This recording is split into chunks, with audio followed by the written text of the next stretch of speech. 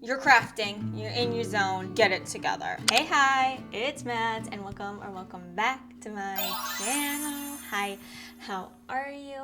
Thank you guys so much for your patience this last week. If you didn't know, I had some hard drive issues. I am not a techie girl, so I don't really know what happens. Something about mounting. Don't ask me about mounting hard drives because I have no idea. Thankfully, I was able to recover most of my vlog footage, so that was able to go up. I'm so sorry I missed last Sunday's video. Please forgive me. Don't sue me. I'm doing my best over here, okay? I promise. Anyway, for today's video, I am playing guinea pig once again, so you don't have to try these things. I am testing out some of the most popular and trending DIY techniques for Christmas ornaments. And you guys, look at this little sad tree. This is the only Christmas tree I have because I have 4 cats and I have one who's a terror and would rip a tree down, eat a real tree, just wouldn't be good. But I still wanted to test out ornament styles. So I have tried out 4 of the most popular, most searched for styles of like decorating regular ornament balls that you can get at the dollar store or at the thrift store for minimal price. I'm gonna test them out so you don't have to. I'm gonna have some tips and tricks for you along the way to make these look the best they can. So stick around for that. Grab yourself a cup of tea. Today I have my cat mug. I love this one. I thrifted it. It's so cute. It has a bunch of different cats on it. Grab yourself your favorite mug, a cup of tea, a cup of coffee, whatever it may be. Get cozy and let's make something beautiful. Our first technique we're gonna be talking about is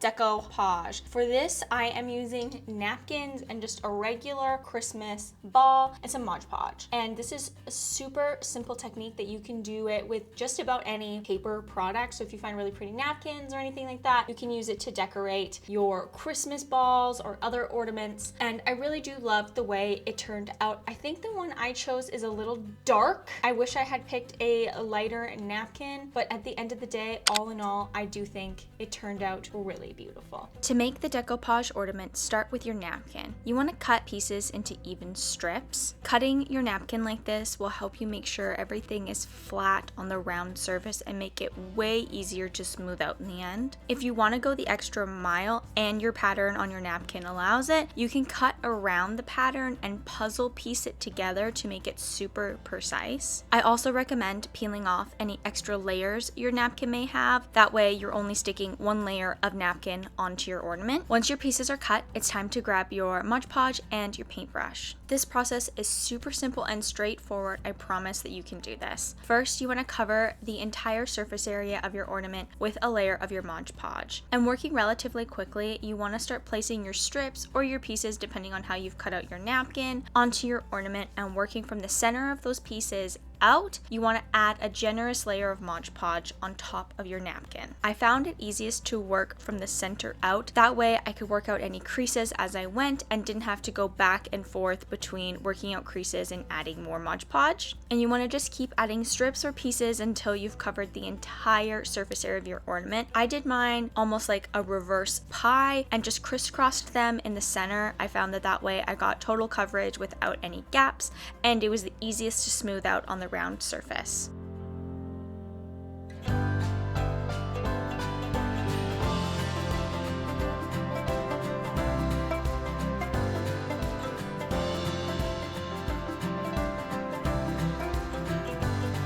Once you have total coverage, you can either rip or cut off any excess napkin and allow your Mod Podge and napkin to dry for at least 24 hours before you handle it. The next technique I wanted to try is this faux stone technique. We have done faux stone other things. We have done pumpkins on this channel before. We've also done like a faux stone bowl, and it is the same technique with a couple of little tweaks that make it look realistic on your Christmas ball. And I do think these turned out really beautiful. So let's see how I did it. Starting with your classic ball ornament, remove the cap at the top of the ornament and insert a chopstick or the end of a paintbrush so that you can hold the ornament without actually touching it. I've used this method of holding the ornament for every style of DIY. It made it super simple. It also made them very easy to dry without setting them down. From here, you want to choose your paint color. I recommend going at least a couple of shades lighter than I did here. I still think it turned out pretty, but just for the sake of contrast, I would have gone with a lighter shade. But nonetheless, you want to even coat over the entirety of your ornament and allowing that to dry before going in with a second coat. And working fairly quickly here, you want to sprinkle your baking soda over roughly 50% of the surface area. I like to make sure those sections touch, but you can go with any sort of pattern here. You're going for a natural look. Then going back into your paint, you want to stipple around the edges to create texture and irregularity in your ornament. You can go back and forth between the paint and the baking soda until you're happy with the amount of texture and how it looks. And then leaving it on your chopstick or paintbrush, allow it to completely dry. This third technique is similar to the faux stone, but with a few small changes, you can make it look like this faux rocked or faux velvet covered Christmas ball. These are super popular. I've seen them at Anthropologie, at West Elm, and they have a pretty penny price tag. And I think these ones look just as good, if not better than those ones do. And they are a fraction of the cost. This faux velvet technique starts exactly like the faux stone. Cover your ornament with a layer of paint in whatever color you desire. Once your base coat is dry, mix that same color of paint with a modest amount of baking soda and a little bit of Mod Podge to create a paste. Then using that paste to cover the entirety of the surface of your ornament. And while your Mod Podge paint and baking soda mixture is still wet, use a fluffy brush to lightly sprinkle an even coat of baking soda over the entire surface.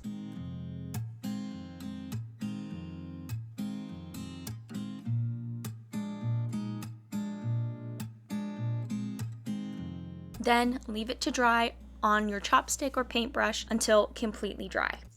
And I saved my favorite technique for last. It is not only so simple, but it is also stunning. I love the way this turned out. I think it looks so good. There is some of the original color peeking through, but I think that could totally work in your favor depending on the color of your ball. That was just me being a little too aggressive with the sponge. So don't do as I do as I say, be less aggressive with your sponge when you're doing it. But anyway, this is so simple. It's just a couple of steps. I'll show you how I made it. This aged brass ornament is probably my favorite one out of the whole bunch, and it is also the simplest to recreate. First, you want to cover your ornament with a layer of dark brown paint and allow that to dry completely. Then, using gold paint and a sponge, stipple that gold paint covering roughly 80 to 90% of the surface area, or until you're happy with how it looks.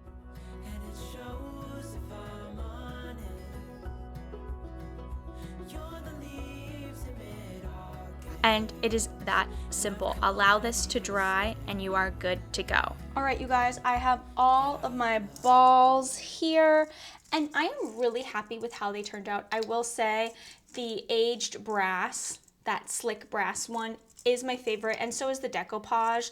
These ones with the baking soda turned out nice. I do think they do take a little bit of practice to make, so be patient with yourself. Make sure you have a couple extra balls around so you can get a hang of it, and they'll turn out beautiful. I also think these are great if you wanted to do like a paint night or a craft night, or if you have kids at home, these would be super fun to make with them. And I think you would really enjoy it, having homemade ornaments on your Christmas tree. Thank you guys so much for hanging out with me today. It is always such a pleasure. If you've made it this far in this video and you are not already subscribed, I don't know what to tell you.